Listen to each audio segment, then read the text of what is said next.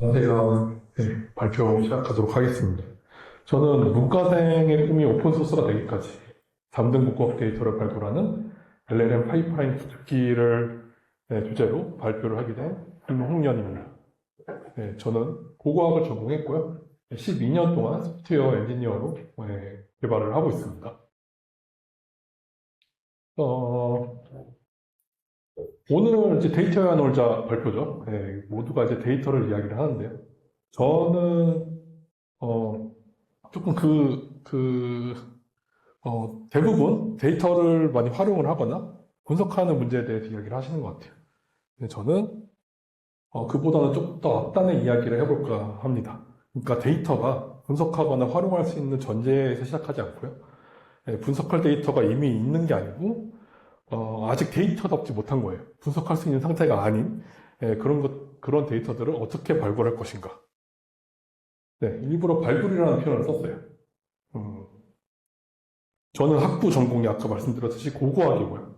현재는 12년 동안 소프트웨어 엔지니어로 활동하고 있고, 그러면은 이제 문제가 뭐냐면은 땅을 파서 발굴하는 이야기를 하는 건 아닙니다. 이미 고고학자들이 발굴을 하고 기록이 되고 보고된 데이터가 PDF 안에 잠들어 있습니다.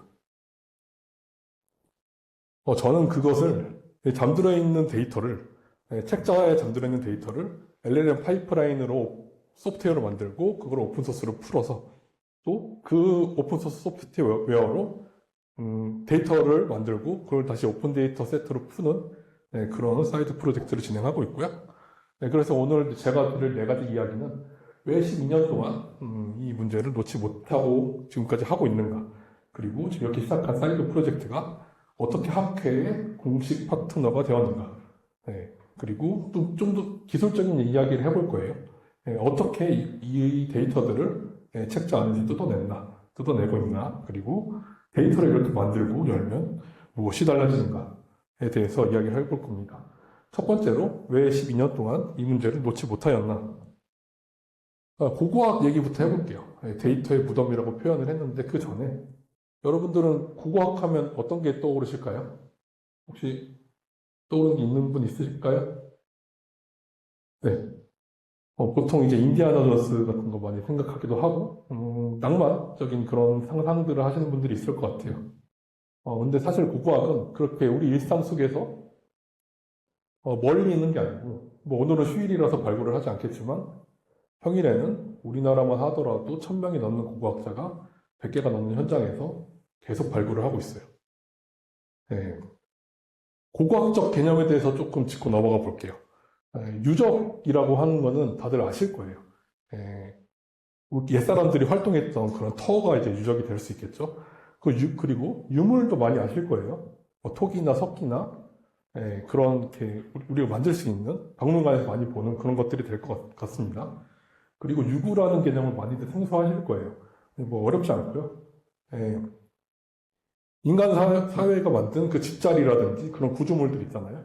그런 것을 유구라고 해요. 쉽게 말해서 부동산은 유구, 동산은 유물. 그리고 다 그런 건 아니지만은 유물들이 유구에서 많이 나오죠. 이제 제가 분류를 조금 했어요. 이것들이 다 데이터입니다. 아주 촘촘한 데이터를 발굴하는 현장이에요. 고고학 발굴 현장은. 근데 문제는 이제 이게 PDF로 다시 잠들게 됩니다. 제가 이제 학부 다닐 때 발굴 조사를 조금 이렇게 했었어요. 사실 근데 현장에서는 그렇게 기간이 길지 않아요. 뭐 짧으면 일주일짜리 현장도 있고, 뭐 1년짜리까지 가는 것도 있는데, 보통은 몇 달 내로 끝납니다. 그리고 더 긴 작업들이 내에 들어와서 하는 작업들이에요. 바깥에서 유물을 뭐 수습을 하고 도면을 그리고 사진을 찍고 그런 것들을 실내에 들어오면은, 엄청난 이 엑셀 작업들을 하게 돼요. 왜냐면은 결국 이게 다 데이터거든요.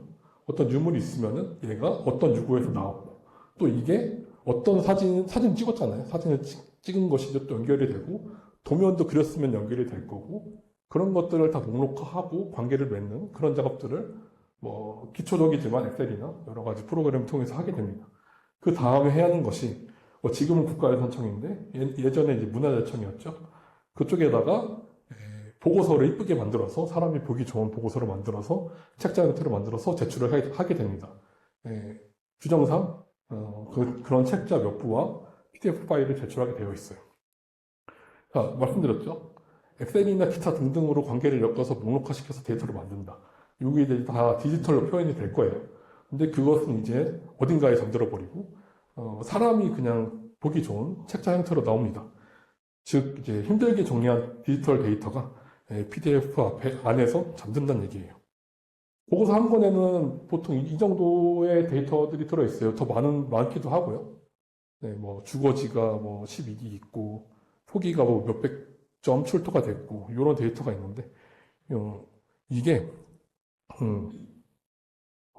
우리나라만 하더라도 발굴 조사가 1년에 2,000건 이상 시행이 되고 있어요. 그리고 국가유산청에 이렇게 보고된 발굴 조사 보고서만 10,000건 가까이 됩니다.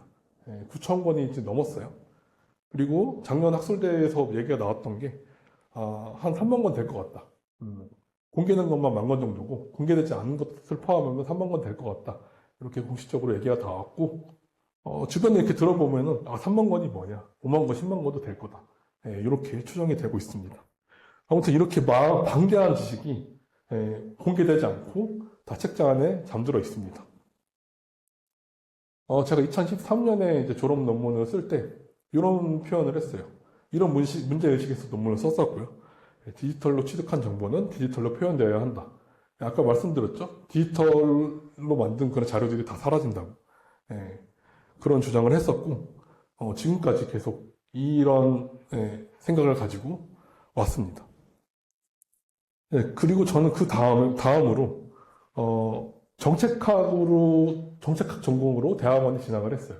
왜 정책학으로 진학을 했냐면은, 이거 데이터가 중간 과정들에서 다 생략이 되고, 뭐 3D 같은 경우도 생략이 돼요. 다 보고서 안에 2D로 들어갑니다. 3D 데이터가. 이거를 디지털 파일이나 여러 가지 디지털 자료들을 제출하지 않는 것이 문제다. 책자 형태로 제출하는 것이 문제고, 이것은 정책으로 푸는 게 좋지 않을까. 이렇게 생각을 했습니다. 근데 막상 가보니까 두 가지 문제점이 있었어요. 첫 번째는 이 현장에서 디지털을 너무 몰라요. 내가 지금 고고학적인 데이터를 대상으로 무언가 연구를 하고 발굴을 하고 있지만은 이거를 어떤 스키마에 어떻게 담아가지고 어떻게 해야 될지를 모르는 거예요. 그렇다고 해서 IT 전문가나 데이터 전문가는 아느냐? 그것도 아니에요. 결국 학계간 그런 연구라든지 조사라든지 그런 것들이 필요한 거고. 당연히 정책을 시행하는 사람들도 모르겠죠. 그리고 또 한 가지 문제가 있는데, 국가유산청, 문화재청, 이쪽에서는 보통 이제 지정된 유산들을 많이 다뤄요. 뭐, 국보, 보물 많이 들어보셨죠? 그게 우선일 수밖에 없어요. 고고학 발굴 현장에서 나오는 것들은 국보나 보물 등등 지정유산으로 지정이 되는 경우는 거의 없다고 보면 될 것 같아요. 거의 토기 쪼가리, 기와 쪼가리, 이런 것들이 대부분이니까요. 이런 문제가 있다고 생각해서, 그러면은 내가 조금 IT 쪽을 배워서, 조금 시작해보면 되지 않을까 싶어서 개발을 좀 공부를 했었고, 어떻게 흘러가다가, 그걸 업으로 삼아서 돈을 벌고 있습니다. 그게 벌써 10년이 지나서, 계속 일을 해오고 있는데요. 그동안 이것을 놓은 것은 아니고, 제가 이제 2022년에, 22년, 23년 넘어가면서 챗 GPT가 등장하면서, 이거다 싶었습니다. 근데 한 번의 호출로 이 수백 페이지짜리 보고서가 거기서 데이터를 추출할 수 있는 건 아닐 거예요. 다들 아실 거예요. 왜냐면은 LLM이라는 AI의 구조적으로 컨텍스트에 한계가 있고 이 컨텍스트의 문제 때문에 온갖 방법론들이 많이 나오고 있죠. 당연히 근데 보고서는 뭐 100페이지짜리도 있지만은 짧아도 200페이지 되고요. 300페이지 이상 되고 길면 500페이지가 넘어가는 것도 있고 아예 너무 많아서 분권이 되는 경우도 있어요. 그러다 보니까 당연히 한 번에 넣으면은 안 될 것이고 또 우리가 찾고자 하는 유구, 유물 이런 것들이 주된 대상인데요. 보고서에 보면은 머릿말도 있고 매듭말도 있고 이 조사 환경에 대한 주기적인 역사적인 그런 서술들이 있어요. 물론 그런 게 중요하지 않다는 건 아니지만은 어쨌든 우리가 찾고자 하는 데이터를 찾아가는 그런 게 굉장히 힘듭니다. 결국은 문서를 적당히 자르고 필요한 곳을 찾아가는 그런 아키텍처를 구성할 필요가 있었고요. 그리고 더 큰 문제는 일관성인데요. 책자 형태의 보고서라는 게 규격이 없어요. 그러니까 예를 들어서 어떤 특정 유물이 있으면은 이거에 대한 서술이 있을 거고요. 도면이 있을 거고 사진이 있을 거예요. 근데 이것들이 같은 페이지 혹은 인적 페이지에 같이 있는 경우도 있지만은 서술만 모아놓고 저 뒤에 도면이나 사진들이 있는 경우들이 있어요. 그리고 또 이 같은 조사 기관이라도 다르게 서술되기도 하고요. 외국으로 나가면 더 그런 현상들이 많아지겠죠. 근데 중요한 거는 이렇게 다르더라도 결국은 똑같은 아웃풋이 나와줘야 돼요. 똑같은 형식의 아웃풋이 나와줘야지 우리가 그것을 분석할 수 있는 데이터다라고 하겠죠. 그래서 제가 조금 이해를 돕기 위해서 보고서 페이지 몇 개를 캡처해서 들고 와봤어요. 다들 아시는 유적이죠. 경복궁. 그래서 자미당이라는 건물을 발굴한 그런 보고서예요. 자미당은 이제 조선 초기 때는 왕비가 머물던 거처로 쓰였다고 하고 후기 때는 집무실로 쓰였다고 해요. 보고서를 보면은 이렇게 평면도가 있고요. 이 아까 그 평면도에 해당하는 또 항공사진도 있고 바로 이 유구, 자미당이라는 유구에 대한 서술이 있고 그 뒤에 바로 또 사진이 붙어 있고요. 사진 쭉 붙어 있고 바로 뒤에 유물이 나오죠. 간단한 서술과 함께 여기는 또 유물을 표 형식으로 만들어 놨네요. 근데 표 형식으로 목록화시키기도 하지만은 그냥 서술로 서술하기도 합니다. 그리고 바로 뒤에 또 도면과 사진이 붙어 있어요. 기와 조각인데 기와 같은 경우는 보통 도면하고 사진을 같이 두거든요. 이거를 데이터를 구조화시키고 관계를 맺으려면 결국은 이 사진 도면과 이 표 보이시죠? 1번, 2번 유물을 엮어줘야 돼요. 근데 도면, 그죠? 도면 몇이라고 적혀 있는데 1번 유물과 2번 유물이 또 같이 있어요. 유물이 두 개인데 캡션은 또 하나고 표까지 찾아가야 되고 생각만 해도 힘들죠. 결국은 어쨌든 이렇게 뭐 한 칸이 제이슨이 됐든 뭐 XML이 됐든 머신 리더블한 그런 데이터 구조로 만드는 게 목표였어요. 그래서 이거를 하면 될 것 같은 거예요.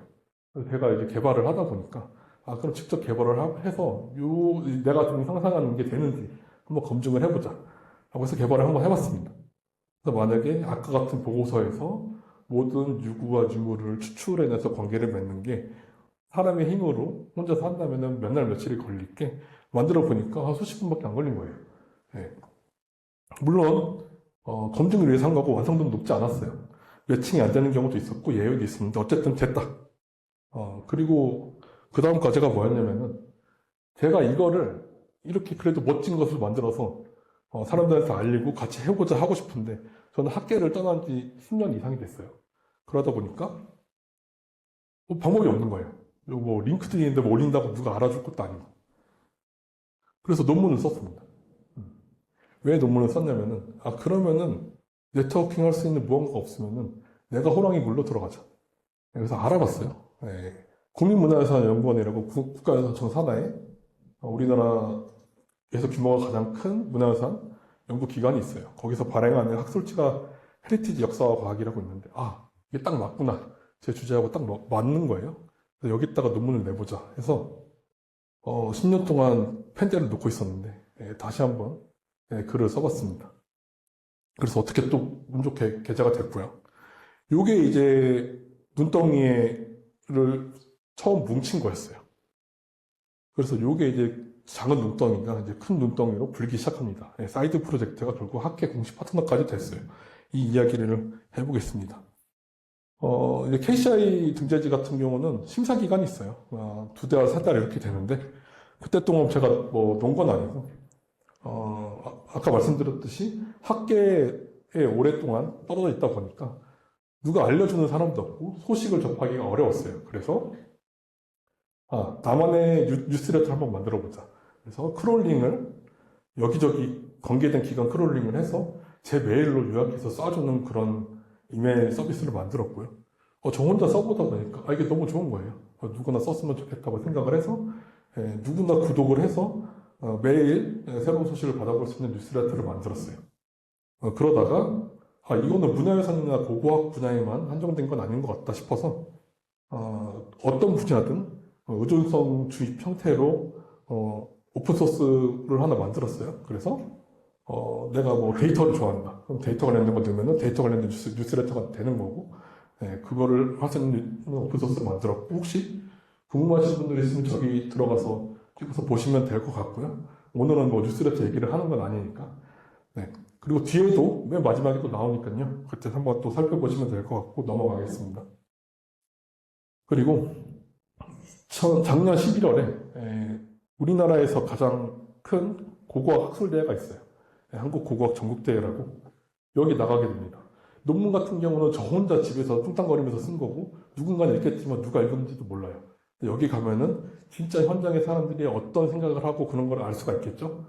그래서 나갔더니 이런 게 정말 필요했다. 그리고 우리도 이 문제 때문에 고생이 많다. 고민이 많다. 그리고 발표를 보려고, 이 발표를 보려고 일부러 왔다. 그리고 또 어떤 분이 있었냐면 내 논문에 이걸 인용해보고 싶다. 그래서 실제로 이걸 인용을 하셨어요. 그리고 그 인용하신 분이 지금은 제 동료가 됐습니다. 그래서 같이 해리포 랩이라는 비영리 단체를 만들어서 활동을 하고 있습니다. 그리고 또 올해 2월에는 한국고고학회에서 우리나라에서 가장 큰 고고학회입니다. 여기서 연락이 왔어요. 네가 하고 있는 이 뉴스레터를 한국고고학회의 공식 뉴스레터로 만들고 싶어. 그래서 MOU를 맺고 이렇게 오른쪽처럼 한국고고학회 50주년 이런 로고를 달고 뉴스레터가 개편이 됐어요. 구독자가 150명 있었는데 순식간에 3,000명이 넘었어요. 그 다음에 제가 뉴스레터를 내줬으니까 저도 뭔가 받아야겠죠? 내가 지금 하고 있는 건 뉴스레터가 메인이 아니고 고고학 연구에 디지털 전환을 하고 싶다. 그래서 보고서에서 데이터를 막 추출하고 그런 거 하고 있으니까 문제가 뭐였냐면은 저작권이에요. 보고서는 각 기관에 저작권이 있어요. 그래서 이거를 함부로 사진을 뜯거나 도면을 뜯거나 할 수가 없어요.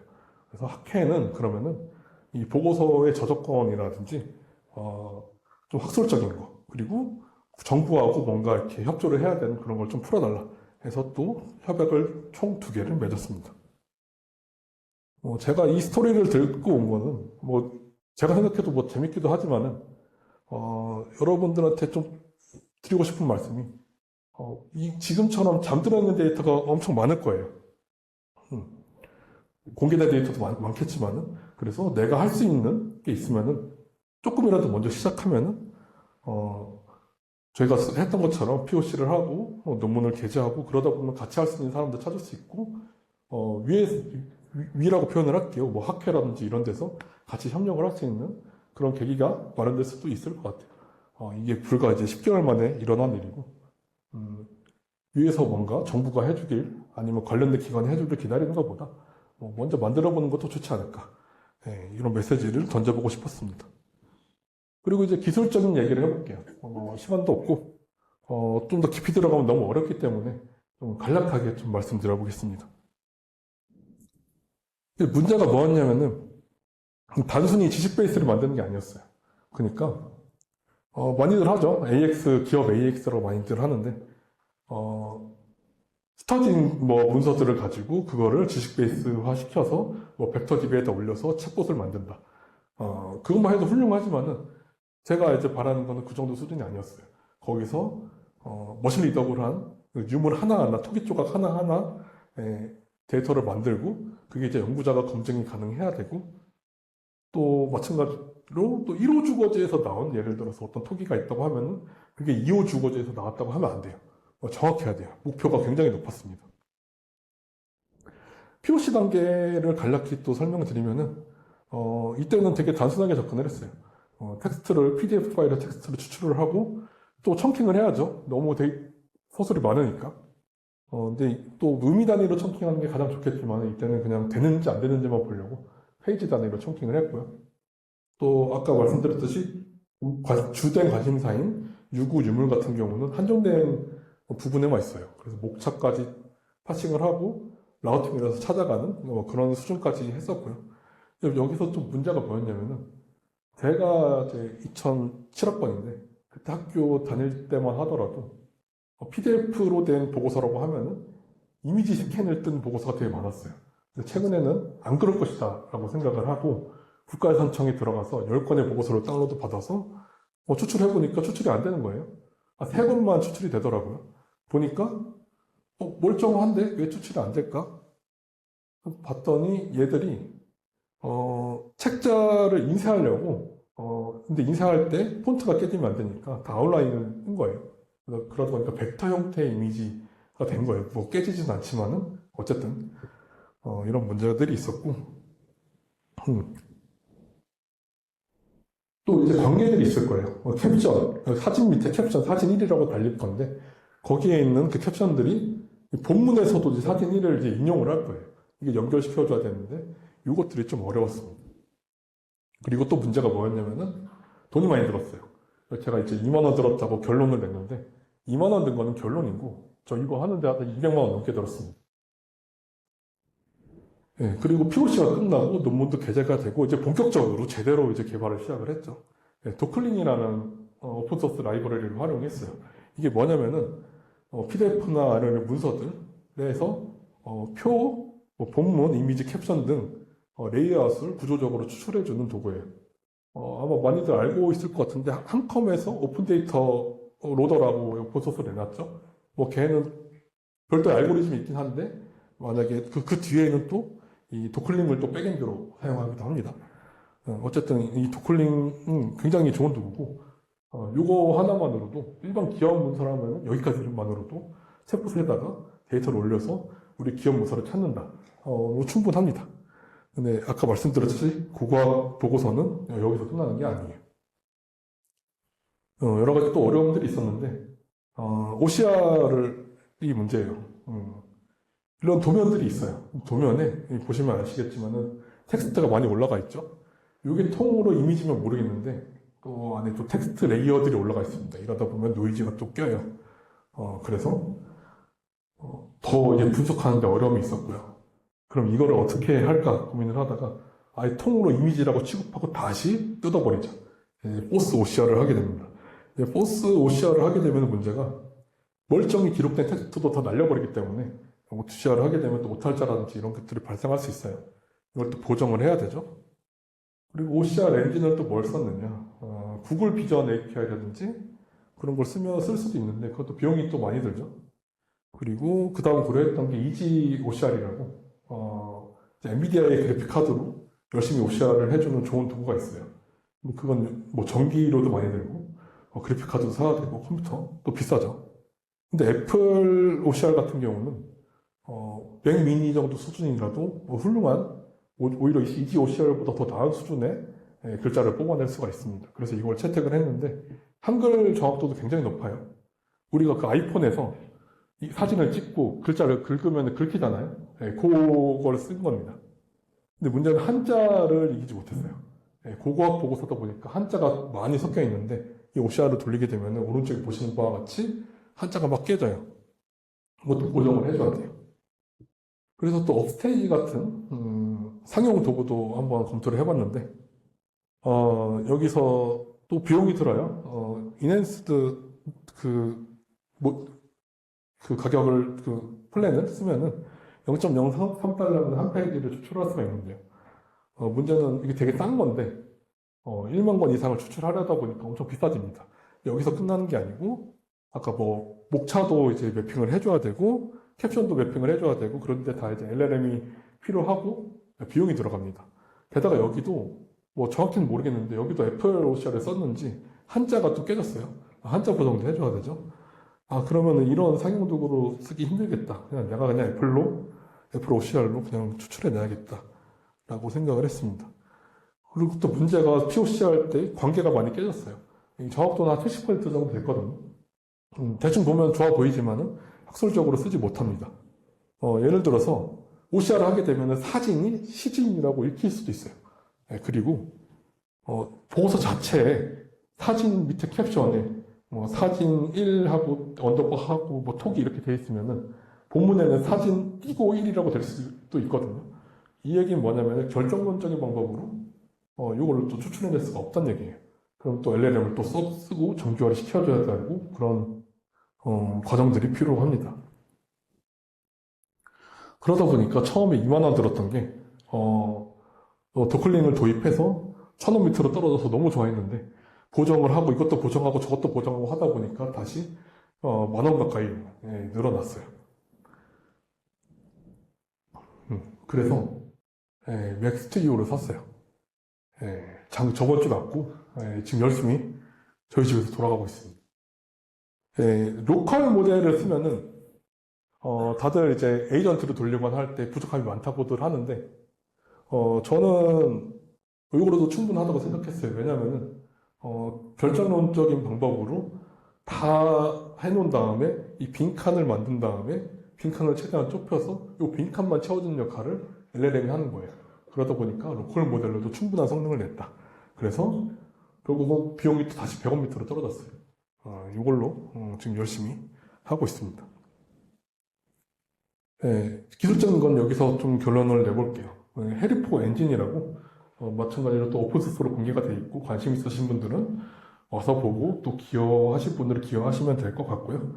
말씀드렸듯이 이거는 보통 우리가 요즘 시대, AI 시대에 자동화를 한다 그러면은 LLM 중심으로 자동화를 하거나 아니면은 또 에이전트 코딩이라고 하죠. 하네스 엔지니어링 이런 것들을 하는데 이런 것들은 이제 LLM 중심, 자연어 중심의 자동화라고 하면은 그게 틀렸다는 건 아니고 이렇게 학술적으로 엄밀하고 또 비용이 많이 들어가는 케이스에서는 이렇게 결정론적인 방법 밑에다 깔고 구멍을 최대한 줄여서 LLM이 잘하는 게 뭐죠? 원리가 뭐죠?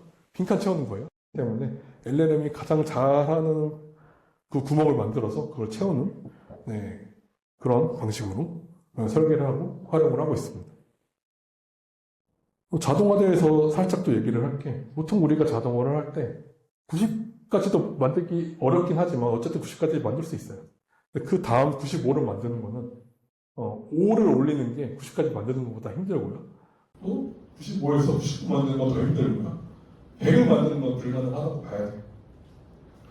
그래서 당연히 이제 인간이 검수 시스템에 들어가야 되는 거고 이 검수 과정 자체도 굉장히 힘들기 때문에 이 UI를 또 만들었어요. 이걸 또 활용을 하고 있고요. 왼쪽에 보이시는 게 PDF 원본이고 오른쪽에 추출을 한 겁니다. 그러니까 정확히 추출이 됐죠. 검수를 파악합니다. 그러다 보면 또 패턴이 생길 거예요. 패턴이 생기면은 다시 또 이 패턴을 가지고 자동화를 시킬 수 있겠죠. 이런 과정으로 계속 개선을 해나가고 있습니다. 그래서 결과적으로 기계 그리고 LLM이 하는 구간들이 있고 사람이 검수를 하는 구간들이 있을 거예요. 대신에 사람이 검수를 하는 구간들은 점점 줄어들도록 만드는 게 목표입니다.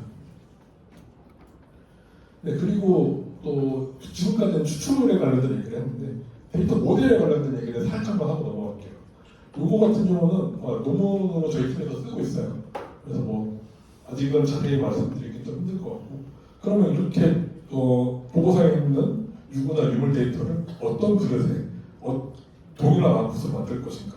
근데 문제는 용어부터 많이 달라요. 간섭기, 테니석기 많이 들어보셨죠? 근데 이게 타제석기, 마제석기라고 부르기도 해요.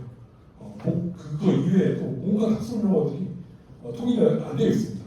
학설에 따라 다르고요. 어떤 사람은 성시대로 보는데 어떤 사람은 그런 시대로 볼 수도 있는 거고요. 그래서 생각을 했던 게 이걸 그대로 전달을 하자.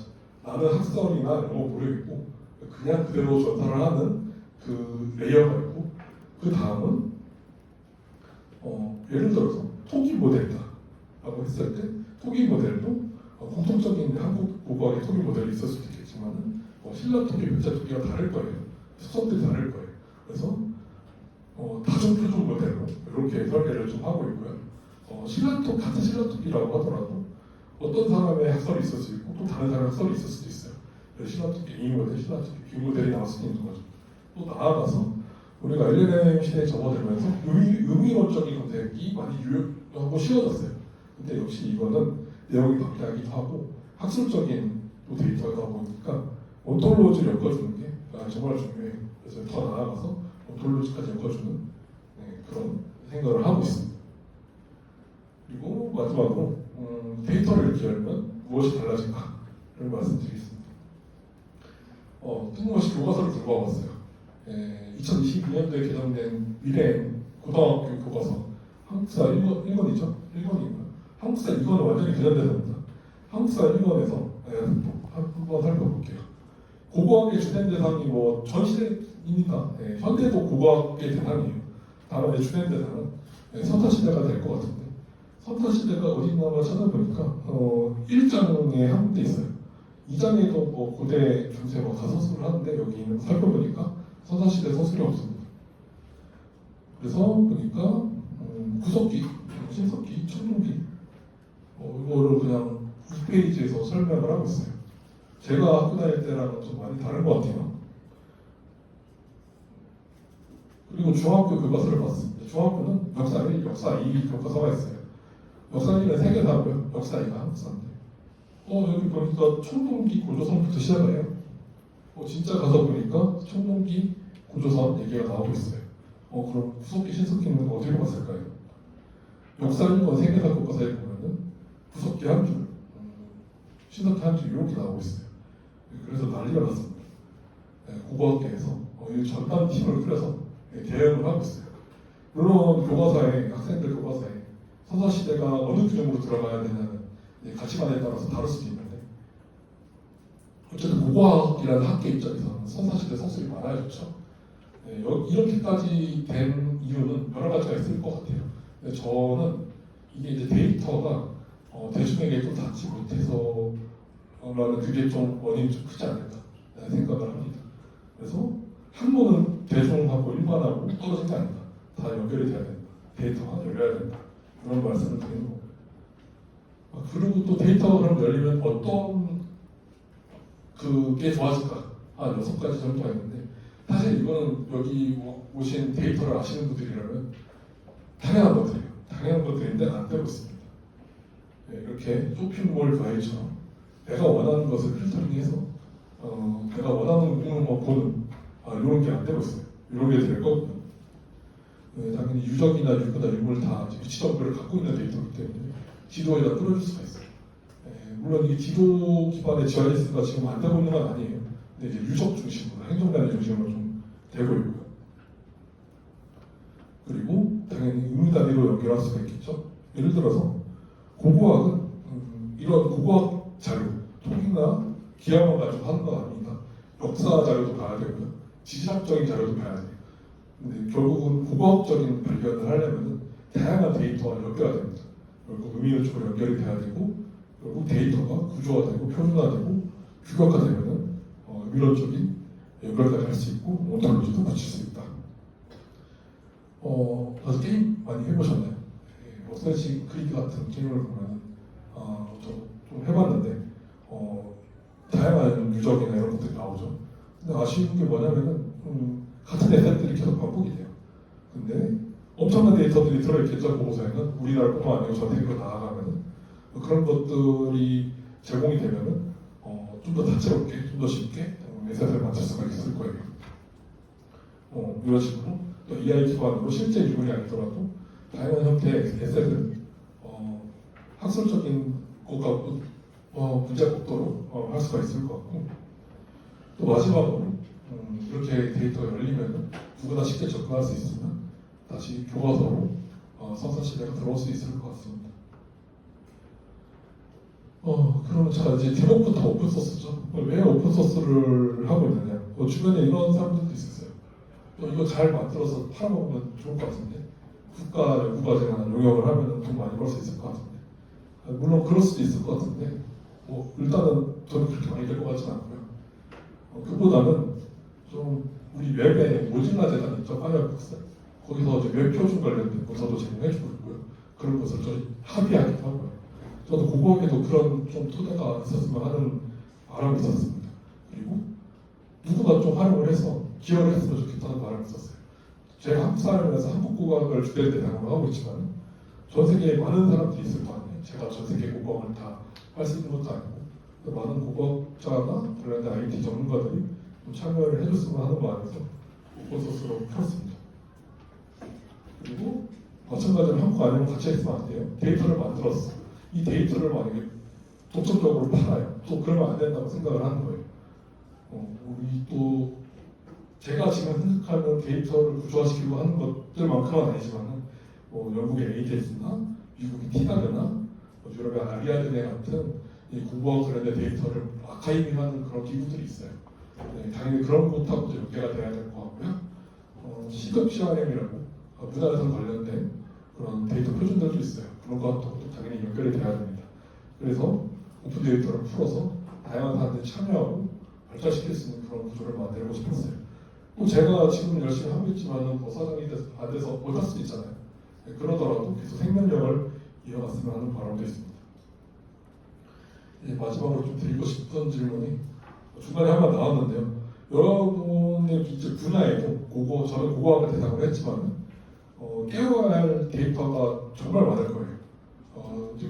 누구나 쓸 수 있도록 공개된 것도 있지만 어딘가 책자 안에 도서관 안에 잡는 데이터들이 분명히 있을 거란 말이에요. 그런 것들을 조금씩 한번 시도해보는 계기가 되었으면 좋겠습니다. 또 말씀드렸듯이 혼자라도 지금 세상이 많이 좋아졌잖아요. AI 활용할 수 있고 혼자라도 할 수 있는 그런 일들이 정말 많아졌어요. 그래서 혼자 해서 증명해서 아래에서부터 위로 올라가는 것도 하나의 방법이다. 네, 이런 메시지도 다시 한번 강조드립니다. 그리고 이쪽에는 저희 그 해리포랩의 깃허브이에요. 네, 들어오셔가지고 한번 구경도 하시고 기여하고 싶은 친구들 기여하시면 되고 또 참고해서 여러분들 분야에서 활용하시면 좋을 것 같습니다. 네. 이상으로 발표를 마치겠습니다. 감사합니다.